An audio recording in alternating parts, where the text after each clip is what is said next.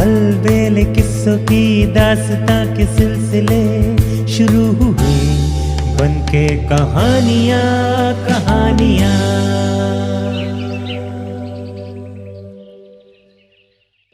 आइए सुनते हैं आज की कहानी, झूठी कहानी। एक बार एक राजा के दरबार में बताया गया कि नगर में एक मजेदार कहानीकार रहता है। वो कहानियों का ऐसा ताज बांधता है कि सुबह से शाम हो जाती है और उसकी कहानियों का अंत नहीं होता। बस राजा ने उस कहानीकार को बुलवाया और कहा, हमने सुना है कि तुम देश के सबसे बड़े कहानीकार हो। क्या कारण है कि इससे पहले हमने तुम्हारा नाम नहीं सुना? उस व्यक्ति ने कहा, मुझे अपनी बड़ाई करने का शौक नहीं। मैं चाय घरों में अपने मित्रों का दिल बहलाने के लिए कहानियां सुनाता हूं। राजा ने कहा, लोग कहते हैं कि तुम नाना प्रकार की कहानियां सुनाया करते हो और वे कभी खत्म नहीं होती। पहले तुम कुछ खा पी लो, इसके बाद तुमसे कोई कहानी सुनेंगे। खाना खिलाने के बाद उस व्यक्ति को दोबारा राजा के सामने पेश किया गया। राजा ने कहा, अगर हम तुमसे कोई ऐसी कहानी सुनना चाहे जो सुबह तक खत्म हो और उसकी हर बात सच्ची हो, तो शायद तुम वो कहानी सुना सकोगे, पर हम समझते हैं कि तुम्हारी योग्यता की सही परख नहीं होगी। हम जो तुमसे ऐसी कहानी सुनना चाहते हैं जो बहुत लंबी ना हो और जिसकी हर बात झूठी हो। अगर हमें जरा भी संदेह हुआ तो हम तुम्हें अपना गुलाम बना देंगे। कहानीकार ने पहले तो सोचा, फिर कहानी सुनानी शुरू की। हे महाराज, तब मैं 8 वर्ष का था जब मेरे पिताजी का जन्म हुआ था। मेरे दादा ने उनको मेरी गोद में डाल दिया और कहा कि मैं उन्हें रोने न दूं, लेकिन वो रोने लगे। मैंने भरसक कोशिश की पर वो चुप नहीं हुए। तब मैं उन्हें लेकर बाजार चला गया। वहां जाकर वे चुप हो गए। अभी हम बाजार में ही थे कि उन्होंने अंडे खरीदने की फरमाइश की।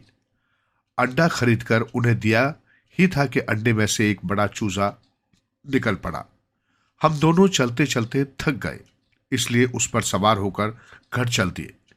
घर पहुंचते पहुंचते वो चूजा इतना बड़ा हो गया कि बिल्कुल ऊंट लगने लगा। राजा को इन बेसिर पैरों की बातों पर गुस्सा आने लगा, पर कहानीकार ने अपनी बात जारी रखी। उस चूजे का हाजमा बड़ा गजब का था। वो इतना अधिक खाता था कि हम भूखे रहने लगे। अंत में हमने उसे काम पर लगा दिया। पिताजी रोजाना उसे जंगल में ले जाते और उस पर जलाने की लकड़ियां लादकर ले आते। यहां तक कि हमारे मकान का आंगन लकड़ियों से भर गया और इस बीच चूजे की पीठ लकड़ियों से छिल गई। मेरे दादा को इसकी बड़ी चिंता हुई। उन्होंने अपनी परदादी से इलाज पूछा। परदादी ने कहा कि अखरोट के बीज को चूजे की पीठ पर बांध दो। उन्होंने ऐसा ही किया और दूसरे ही दिन चूजे का घाव ठीक हो गया, पर उसकी पीठ पर अखरोट का पेड़ उगाया था। 3 दिन के बाद वो पेड़ बड़ा हो गया। चूजा जहां कहीं जाता वो पेड़ भी उसके साथ होता। हफ्ते भर में पेड़ पर अखरोट लगने लगे। हाल ये हो गया कि 1 दर्जन आदमी उन अखरोटों को तोड़ने वहां जमा करने में लग गए। पेड़ों की ऊंची ऊंची टहनियों पर जब वो सुबह चढ़ते तो शाम तक ही उतर पाते। राजा ने गुस्से से अपना सिर हिलाया। कहानीकार कहता गया, जब अखरोट चुनने का काम खत्म हुआ तो मैंने पेड़ के चारों ओर चक्कर लगाए, जिसमें पूरा दिन निकल गया। जब मैं वहां से जाने लगा तो देखता क्या हूं कि वो चूजा पेड़ की टहनियों पर बैठा है। मैंने जमीन से एक ढेला उठाया और उस पर दे मारा। वो ढेला ऊपर ऐसा गया कि नीचे आया ही नहीं। उसने फैलते फैलते सारे पेड़ की चोटी को घेर लिया। मैंने देखा कि पेड़ की चोटी पर कोई 40 एकड़ जमीन खेती के लिए तैयार हो गई है। फिर दादा और मैंने उस जमीन में तिल के बीज बोए, लेकिन 1 महीने के बाद पता चला कि एक दाना भी नहीं उग सका। दादा ने मुझे और मेरे पिता को चोटी पर से तिल के सारे बीज निकालकर लाने को कहा। 1 घंटे के बाद हम दोनों बीज निकालकर ले आए, लेकिन बीज गिनने पर पता लगा कि एक बीज कम है। दोबारा उस बीज की तलाश में चल पड़े। रास्ते में देखा कि एक नन्ही सी चींटी बीज को खींचे लिए जा रही थी। मैंने बीज को पकड़ा, पर चींटी ने उसे नहीं छोड़ा। हम 3 साल तक लड़ते रहे। अंत में तिल के दाने के 2 टुकड़े हो गए और उसमें से इतना तेल निकला कि बहते तेल का दरिया बन गया और किसान उसमें नौका चलाने लगे। सहसा एक तूफान आया। मैं और पिताजी दादा के दांत के सुराख में घुस गए। कोई 30 वर्ष कम 50 दिन वो तूफान जारी रहा। अंत में हमने दांत से बाहर झांका तो धूप निकली हुई थी और हम हवा में लटके हुए थे। कुशलता ये हुई कि पिताजी अपने साथ एक रस्सी लाए थे। हमने उसे पकड़कर उतरना शुरू किया और घर पहुंच गए। कहानी खत्म होने पर राजा ने राहत की सांस ली और कहानीकार से पूछा, तुमने शानदार कहानी सुनाई, अब बताओ कि ये कहानी सच्ची है या झूठी। कहानीकार बोला, महाराज ये कहानी सच्ची है, बिल्कुल सच्ची है। अगर ये कहानी सच्ची है तो तुमने मेरे आदेश का पालन नहीं किया। मैंने तो तुमसे कहा था कि तुम्हें ऐसी कहानी सुनानी है जिसका एक भी वाक्य सच्चा ना हो। राजा ने कहा। कहानीकार हंस पड़ा, महाराज मैंने आपके आदेश का पालन किया है। मैंने जो कुछ कहा है वो भी आपके आदेश के आधार पर झूठ साबित करने के लिए ही कहा है। राजा खुश हो गया। उसने कहानीकार को अशफियों से बालाबाल कर विदा किया। आइए सुनते हैं आज की कहानी, किस्सा 2 ठगों का। बहुत समय पहले की बात है। बनारस और अयोध्या में 2 मशहूर ठग रहते थे। एक का नाम था राकेश और दूसरे का सोहन। राकेश बनारस का रहने वाला और सोहन अयोध्या के लोगों को ठगता था। दोनों एक दूसरे को नहीं जानते थे। वैसे दोनों ही ठगी में माहिर और लालची इंसान थे। इनके किस्से भी दूर दूर तक मशहूर थे। एक बार की बात है, हरिद्वार में कचौड़ीमल सेठ की मृत्यु हो गई और उसकी सारी जायदाद उसके पोते अवनीश चौधरी को मिली। यह खबर राकेश ने भी सुनी और सोहन के कानों तक भी पहुंची। दोनों ने अपना अपना सामान बांधा और निकल पड़े हरिद्वार अवनीश चौधरी को ठगने। दोनों की रेलवे स्टेशन पर मुलाकात हुई और कुछ ही देरों में दोनों अच्छे दोस्त बन गए। एक दिन बातों बातों में राकेश ने सोहन से कहा, क्यों ना अवनीश चौधरी को ठगा जाए। राकेश, जो खुद भी इसी काम के लिए आया था, झट से मान गया। फिर क्या था, दोनों ने उसी रात ठगी का उपाय सोचना शुरू कर दिया। दोनों के बीच यह तय हुआ कि जो पैसा मिलेगा उसे आपस में बांट लेंगे। अगले दिन राकेश निकल पड़ा अपने मिशन पर और भेष बदलकर पहुंच गया अवनीश चौधरी के पास। वहां जाकर बोला, बेटा, तुम्हारे दादाजी ने एक बार मुझसे व्यापार के लिए 1 लाख रुपए उधार लिए थे और वही रुपए आज मैं तुमसे लेने आया हूं। इस पर अवनीश ने कहा, मैं तुम्हारी बात पर कैसे विश्वास करूं। यह सुनकर राकेश झट से बोला, तो चलो अपने दादा की समाधि के पास, उन्हीं से पूछ लेना। वहां पहुंचकर राकेश ने समाधि से यह सवाल किया तो पीछे से आवाज आई, हां बेटा, ये आदमी सच बोल रहा है। इसके रुपए लौटा दो, वरना मेरी आत्मा को कभी शांति नहीं मिलेगी। यह आवाज भी समाधि के पीछे छिपकर बैठे सोहन की थी। समाधि को बोलते देख अवनीश चौधरी घबरा गया और फौरन घर आकर राकेश को 1 लाख रुपए दे दिए। इतने सारे रुपए देख राकेश को लालच आ गया। उसने सोचा, सारी मेहनत तो मैंने की है, तो फिर आधा हिस्सा सोहन को क्यों दूं? बैठा रहने दो सोहन को वहीं समाधि के पीछे। ये सोचकर राकेश चुपचाप बनारस वापस आ गया। घर पहुंचकर राकेश ने सारा रुपया चूल्हे के नीचे दबा दिया और अपनी पत्नी रानी से बोला, अगर कोई अनजान व्यक्ति मुझसे मिलने आए तो कह देना कि मैं मर गया। उसके बाद वो घने जंगल में एक अंधेरे कुएं में जाकर छिप गया। उसकी पत्नी रानी रोज सुबह शाम उसे खाना देने आती। इधर सोहन को जैसे ही राकेश की ठगी का एहसास हुआ तो वो तुरंत राकेश के घर बनारस के लिए निकल पड़ा। वहां पहुंचा तो रानी उसके सामने रो रो कर कहने लगे, उन्हें मरे तो 3-4 महीने हो गए हैं। सोहन भाप गया कि रानी झूठ बोल रही है और उसने भी रोने का नाटक शुरू कर दिया। दिन पर दिन बीतते जा रहे थे, लेकिन सोहन राकेश के घर से जाने का नाम तक नहीं ले रहा था। इस बीच वो ये भी जान गया कि रानी सुबह शाम कहीं खाना लेकर जाती है। एक शाम सोहन रानी का पीछा करते हुए कुएं के पास पहुंच गया।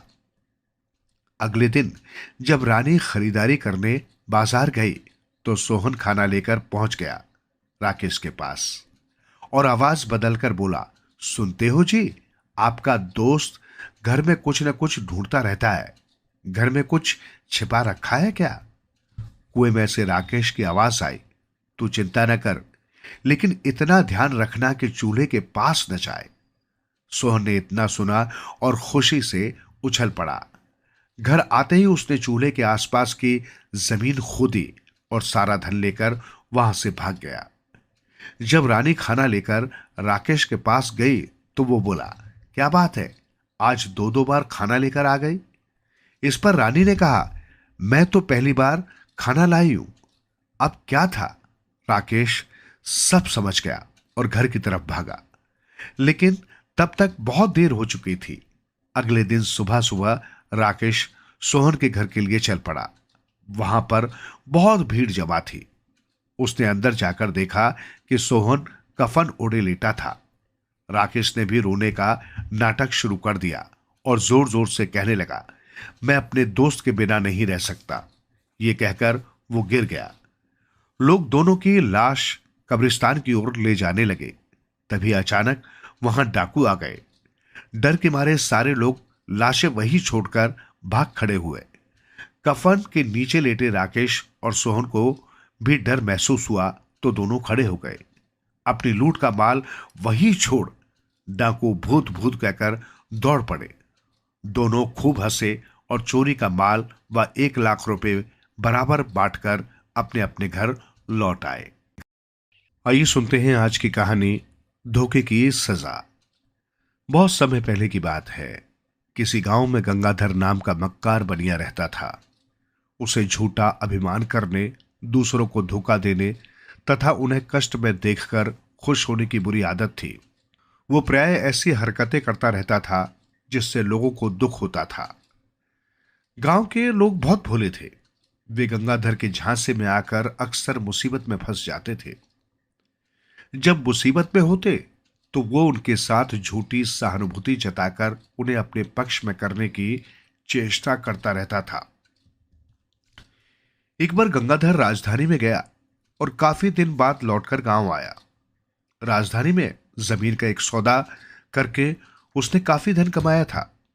उसने गांव के लोगों को रुपयों की पोटली दिखाकर कहा कि इतना धन वो राज दरबार में कुत्ते बेचकर लाया है। अगर तुम लोगों में से कोई राजा के दरबार में अच्छी नस्ल के कुत्ते ले जा सके तो राजा तुम्हें काफी धन और सोना दे सकता है। गंगाधर की इस बात को कुछ लोगों ने तो नहीं माना, लेकिन अधिकांश लोगों के मन में धन कमाने की लालसा जाग गई। दीनू नाम के गरीब किसान ने तो ये निश्चय कर लिया कि वो इधर उधर से अच्छी नस्ल के कुत्ते ले जाकर दरबार में अवश्य बेचेगा और अपनी गरीबी दूर करने का प्रयास करेगा। किंतु समस्या ये थी कि दीनू के पास इतना भी धन नहीं था कि वो 20-25 कुत्ते खरीद सके। कुत्तों के जरिए धन कमाने की बात जब दीनू ने अपनी घरवाली को बताई तो उसने सुझाया कि उन्हें अपने खेत के बैलों की जोड़ी को बेचकर कुत्ते खरीद लेने चाहिए। दीनू ने ऐसा ही किया। उसने अपने बैलों की जोड़ी, जिसकी परवरिश भी वो मुश्किल से कर पा रहा था, बेच दी और उससे जो पैसे मिले उससे 25 कुत्ते खरीदकर उन्हें बेचने के लिए राज दरबार की ओर चल पड़ा। राजा के दरबारों ने दीनू को राजमहल के रास्ते में ही रोक लिया। उसे बताया कि यहां कुत्ते नहीं खरीदे जाएंगे। दीनू को ये जानकर घोर निराशा हुई। उसने राजा के लोगों से कहा कि मैंने अपने खेत के बैलों की जोड़ी बेचकर कुत्ते खरीदे थे। अगर मेरे कुत्ते नहीं बिके तो मैं बर्बाद हो जाऊंगा। परंतु उसकी मजबूरी पर किसी ने ध्यान नहीं दिया। इस पर दीनू ने अपने कुत्तों को महल के सामने एक पेड़ के नीचे खड़ा कर दिया तथा स्वयं जोर जोर से रोने लगा। शाम तक किसी ने उस पर ध्यान नहीं दिया। संयोग से शाम के समय राजा छत पर घूमने निकला तो उसने दीनू को रोते देख लिया और उसे महल में बुला भेजा। दीनू ने रोते हुए कहा, महाराज, रूपगढ़ गांव के बनिए गंगाधर ने मुझसे कहा था कि आप मेरे कुत्तों को खरीदकर काफी धन तथा सोना देंगे।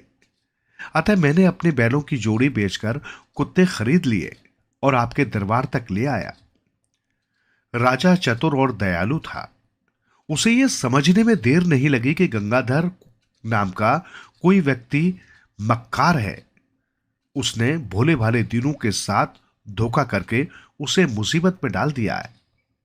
अतः दीनू को सांत्वना देते हुए राजा ने कहा, घबराओ नहीं, हम तुम्हारे कुत्ते अवश्य खरीदेंगे। राजा ने दीनू के सभी कुत्ते खरीदकर उसे ढेर सारा धन और सोना दिला दिया। दीनू खुश होता हुआ गांव लौट आया और सबसे पहले उसने गंगाधर को ही इसकी सूचना दी। बोला, भाई जी, आपने मुझ पर बहुत बड़ा उपकार किया है कि मुझे कुत्ते बेचकर धन कमाने की युक्ति बताई। देखो, राजा ने मुझे कितना सारा धन और सोना दिया है। दीनू के पास इतना धन और सोना देखकर गंगाधर के पांव तले से जमीन खिसक गई। उसने सोचा, मैंने तो इसे धोखा देने और बेवकूफ बनाने के लिए ऐसा कहा था। ये तो कुत्ते बेचकर सचमुच खुशहाल हो गया। इससे पहले के लोगों को इसकी जानकारी हो, मुझे कुत्ते बेचने के लिए राजा के दरबार में पहुंच जाना चाहिए। गंगाधर ने मुंह देखी खुशी जाहिर करके दीनू को विदा किया। अपनी संपत्ति को कई गुना करने के चक्कर में गंगाधर ने 2 ही दिनों में अपनी जमीन, जायदाद, सोना चांदी और दूसरा सामान बेचकर नकदी प्राप्त की और उसने सैकड़ों कुत्ते खरीद लिए। कुत्तों की संभाल के लिए भाड़े के कुछ मजदूर साथ लिए और उन्हें बेचने के लिए राजमहल पहुंच गया। दरबारों ने उसे भी राजमहल के द्वार पर ही रोक दिया और बताया कि यहां कुत्ते नहीं खरीदे जाएंगे। गंगाधर विशेष रूप से उत्साहित तो था ही। कुत्ते न खरीदने की बात और अंदर जाने से रोकने के मसले को लेकर वो दरबारों पर चीखने चिल्लाने लगा। उसने कई राहगीरों को भी इकट्ठा कर लिया। भीड़ देखकर कुत्ते भी भौंकने लगे। राजमहल के सामने भारी शोरगुल होने लगा। अतः राजा भी छत पर आ गया। राजा ने मामले की जानकारी करके गंगाधर को महल में बुला भेजा। गंगाधर ने प्रार्थना की, महाराज, मैं आपकी सेवा में खरीद हेतु विभिन्न प्रकार के सैकड़ों कुत्ते लाया हूं। राजा ने कहा, ठीक है, लेकिन अपनी जरूरत के कुत्ते तो हम पहले ही खरीद चुके हैं, इसलिए अब तुम इन्हें वापस ले जा सकते हो।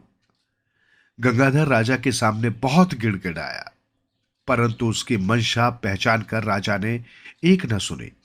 मजबूरन उसे कुत्तों के साथ मुंह लटकाकर उल्टे पांव लौटना पड़ा।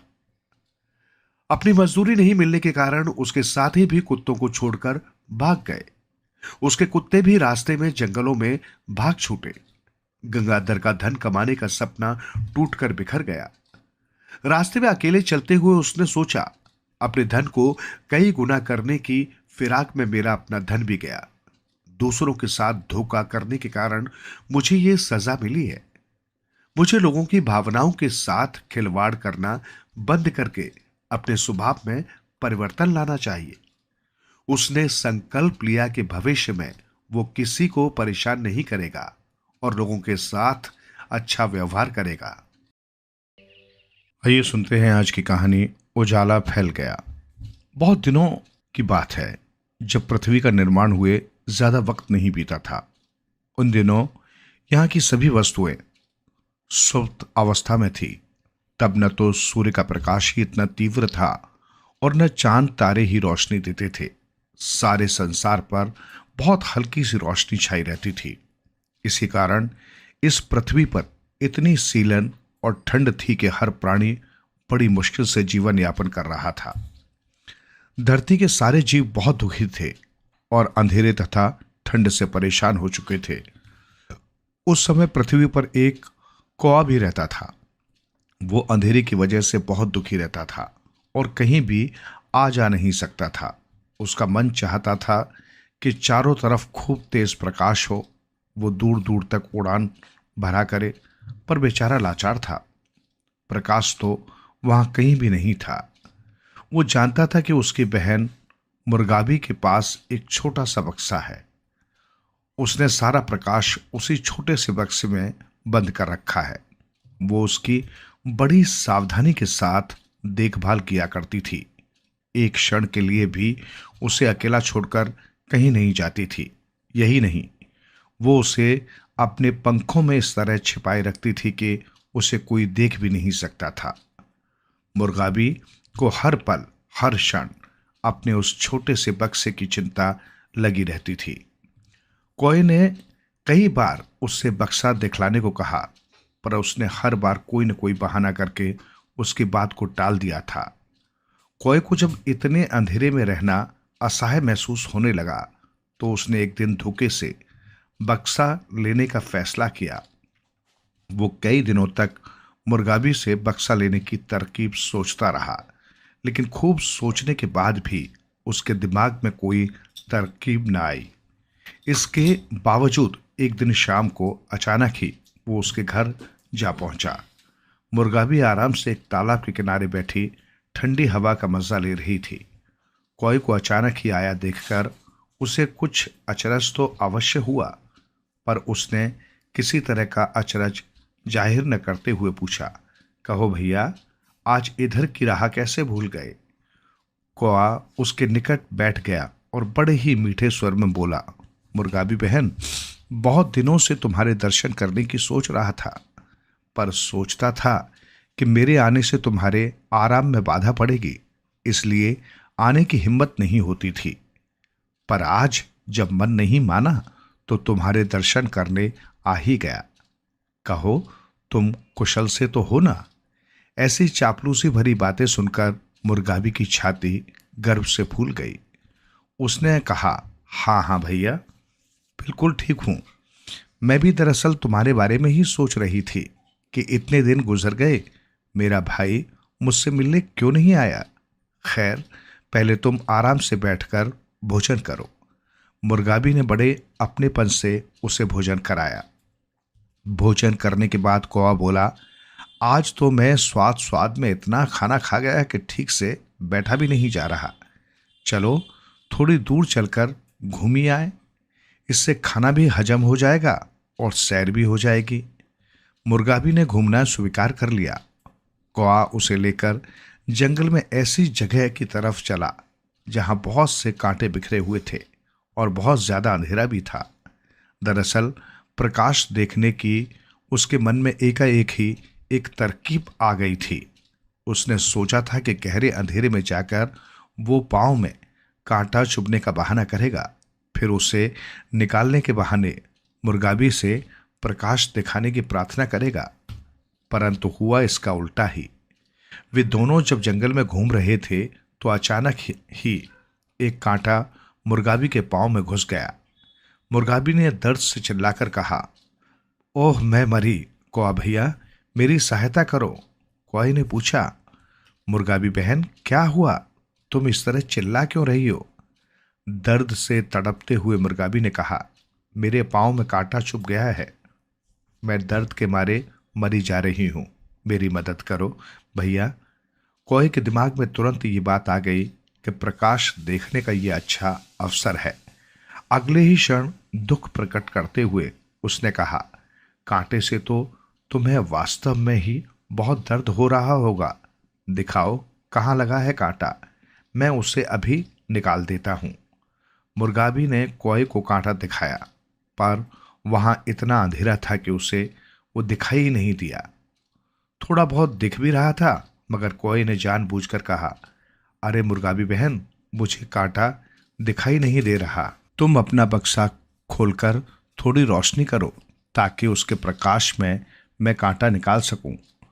दूसरा कोई रास्ता नहीं था, इसलिए मुर्गावी ने अपना बक्सा निकाला और धीरे से उसका थोड़ा सा ढक्कन खोल दिया। परंतु वो प्रकाश इतना थोड़ा था कि कौआ उसमें भी कांटा नहीं देख सका। दरअसल देख तो उसे सब कुछ रहा था, परंतु इस बार भी उसने बहाना किया। उसने कहा, प्रकाश और ज्यादा करो, अभी तो मुझे कांटा बिल्कुल भी दिखाई नहीं दे रहा है। कहते हुए चालाकी से उसने मुर्गावी के पांव में कांटा और अंदर घुसा दिया। अब तो मुर्गावी और तीव्रता से चीख उठी, ये कांटा जल्दी बाहर निकालो, मेरी तो दर्द के मारे जाने निकली जा रही है। परंतु कौआ टस से मस नहीं हुआ। उसने कहा, अगर तुम्हें कांटा निकलवाना है तो इस बक्से का ढक्कन और ज्यादा खोलना पड़ेगा। ढक्कन खुलने पर ही यहाँ प्रकाश फैलेगा और तभी मैं आसानी से कांटा निकाल पाऊंगा। इस बार उसने कांटे को थोड़ा और अंदर घुसा दिया। अंत में बेबस होकर मुर्गावी ने पूरी तरह अपने बक्से का ढक्कन खोल दिया। ढक्कन खुलते ही चारों तरफ तीव्र प्रकाश फैल गया। तब कौए ने बड़ी सरलता से मुर्गावी के पांव का कांटा निकाल दिया। कांटा निकालने के बाद मुर्गावी ने सारे प्रकाश को फिर अपने बक्से में बंद करना चाहा, परंतु प्रकाश इतना फैल गया था कि वो फिर से उसे बंद नहीं कर सकी। इस प्रकाश को देखते ही कौआ बहुत प्रसन्न हुआ और बोला, अब इस प्रकाश को समेटना बहुत कठिन है मुर्गावी बहन, अब ये पूरे संसार में फैल चुका है। तुम भी अब इसका लालच छोड़ दो और पूरे संसार को इसका आनंद लेने दो।